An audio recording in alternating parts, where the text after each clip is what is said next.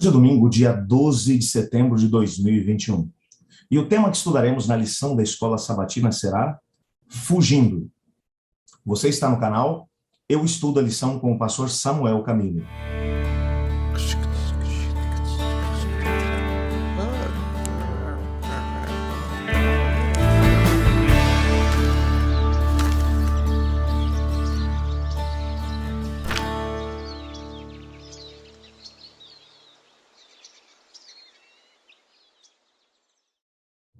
Quando olhamos para a história de Jonas, nós percebemos que ele foi um missionário bem-sucedido.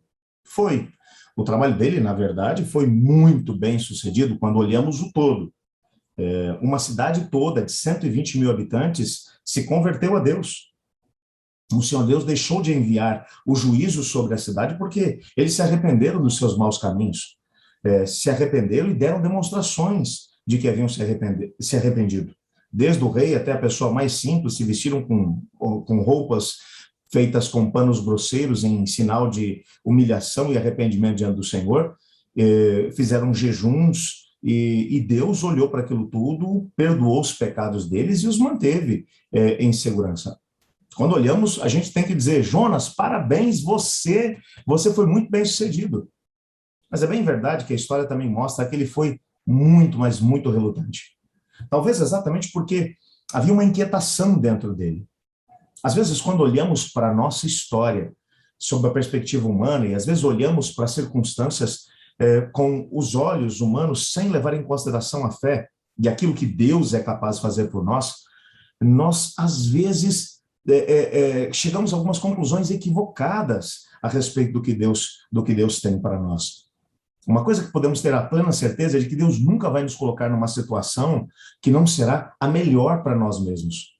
Cada vez que Deus se apresenta e que pede alguma coisa de cada um de nós, Ele sabe o que está fazendo, porque Ele é capaz de visualizar o fim antes do princípio.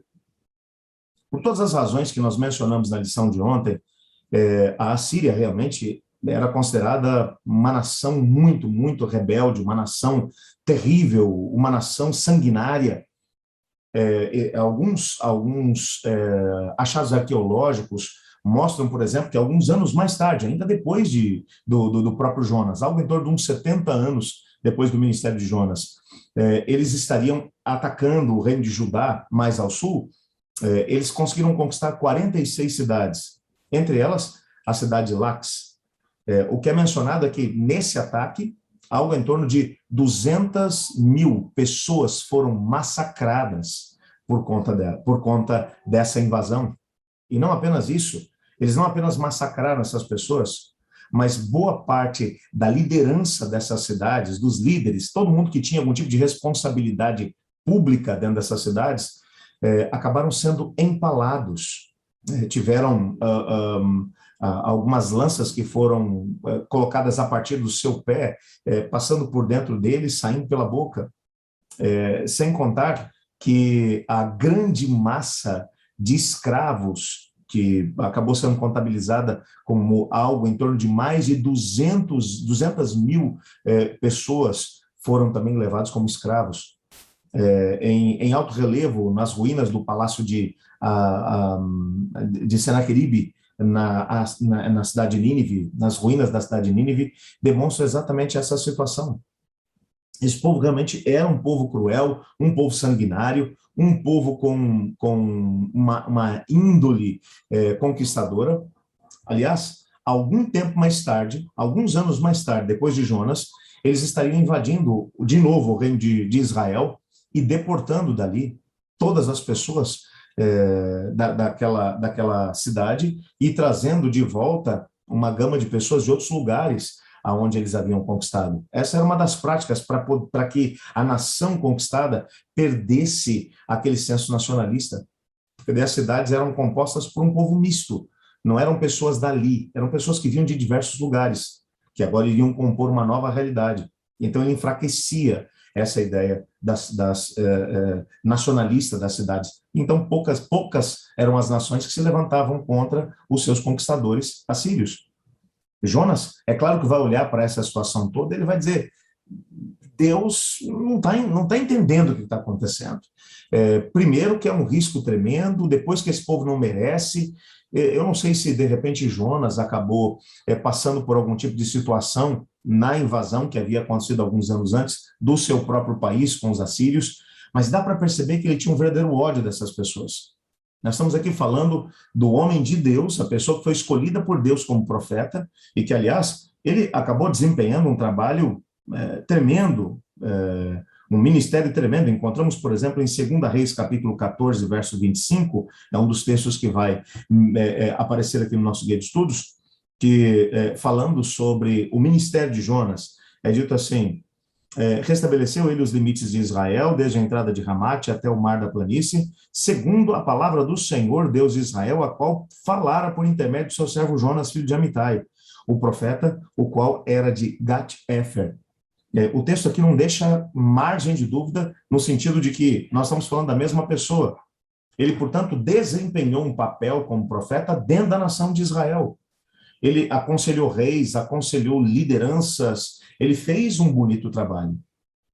Mas agora, quando ele tinha que ir até uma nação que não fazia parte da sua etnia, pessoas que eram diferentes dele, pessoas que tinham uma outra visão de mundo, ele não estava disposto a ir. Você percebe que alguma coisa estava errada no coração de Jonas. Mesmo entendendo que Deus era onipotente, portanto tinha toda a força e todo o poder, inclusive para transformar a vida daquelas pessoas, que ele era onisciente, e se era onisciente, tendo todo o conhecimento, ele sabia que aquela era a melhor solução.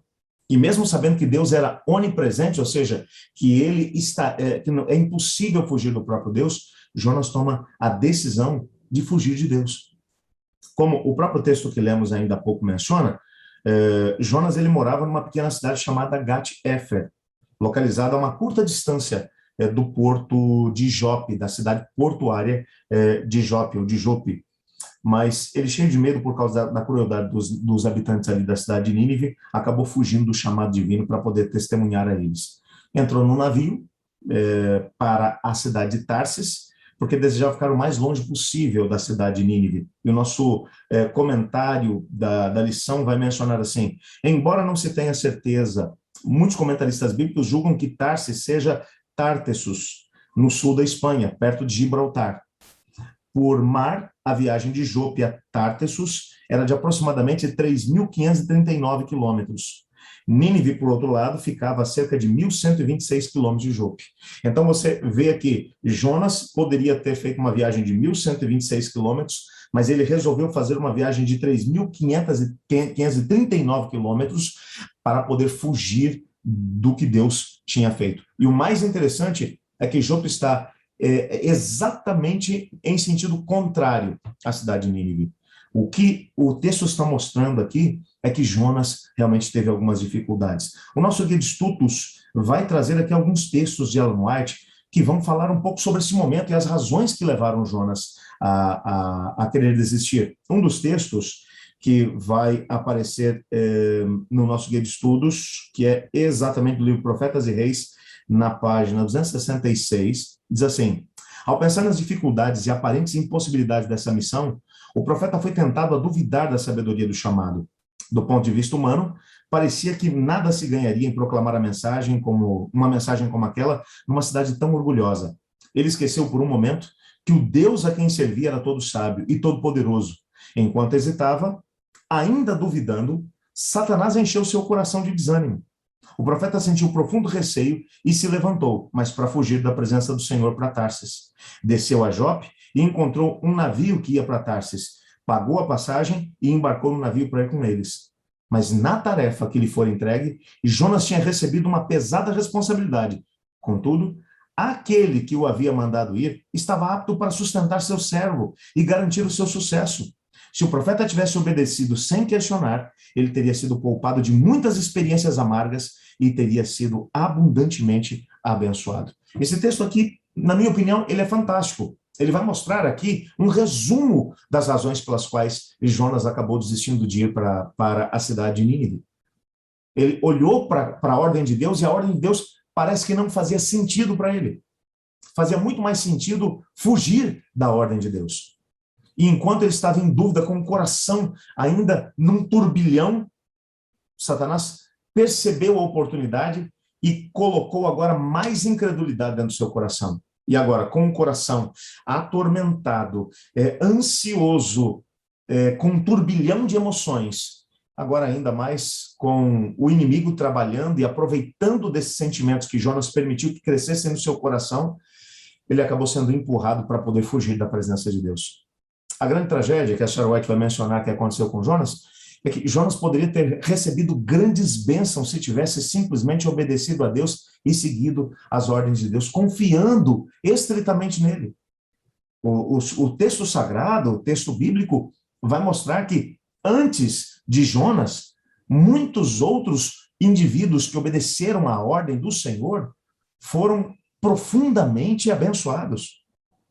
Veja, quando nós entendemos aqui o texto que nós lemos ainda há pouco, de 2 Reis, capítulo 14, mencionando o trabalho que Jonas fez dentro do seu país, isso nos ajuda a situar, em termos de tempo e espaço, a época em que Jonas esteve desempenhando seu ministério, só lembrando que, alguns anos antes, o profeta Elias havia sido chamado para poder dar uma mensagem de advertência ao rei de Israel. E mesmo que isso fosse tremendamente perigoso, Elias obedeceu.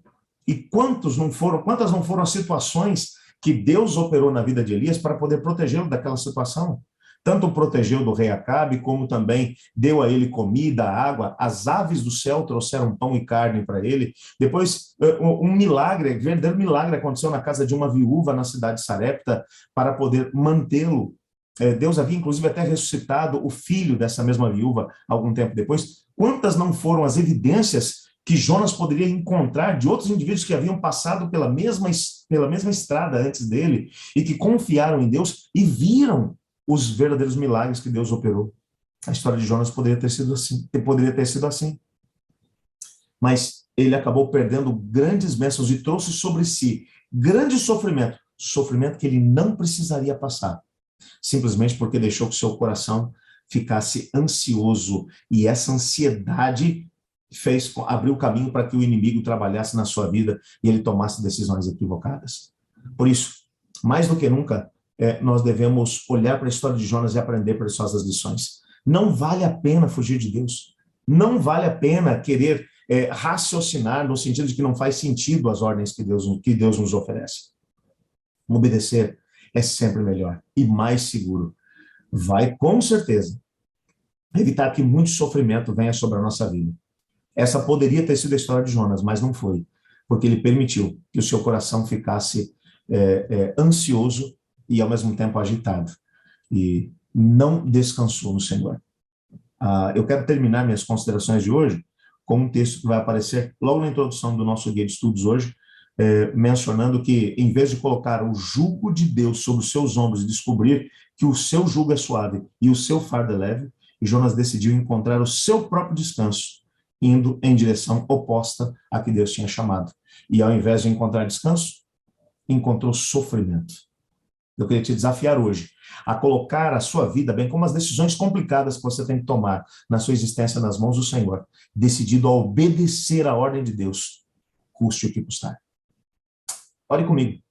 Senhor Deus, muito obrigado porque em Tua palavra encontramos histórias como a de Jonas que nos mostram que não vale a pena tentar encontrar o nosso próprio caminho para tentar chegar ao descanso. Ajuda-nos a podermos confiar no Senhor, em todas as circunstâncias, custe o que custar, pois é em nome de Jesus que oramos, amém. Eu estudo a lição. E você?